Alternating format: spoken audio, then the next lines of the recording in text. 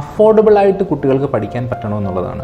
സാധാരണ ഒരു ഫീസ് എന്ന് പറഞ്ഞാൽ ഓൺ ആൻ ആവറേജ് ഒരു 80,000 എബവ് ടു 2 lakh വരെ വരുന്നുണ്ട്. 2,50,000 വരെ വരുന്ന സ്ഥലങ്ങളും ഉണ്ട്. നിങ്ങൾ ഒരു വട്ടം തോൽക്കുമ്പോഴേ നിങ്ങൾക്ക് മനസ്സിലാകത്തുള്ളൂ നിങ്ങൾ എവിടേക്കാണ് മിസ്റ്റേക്സ് വരുത്തിയിട്ടുള്ളത് എന്നുള്ളത്.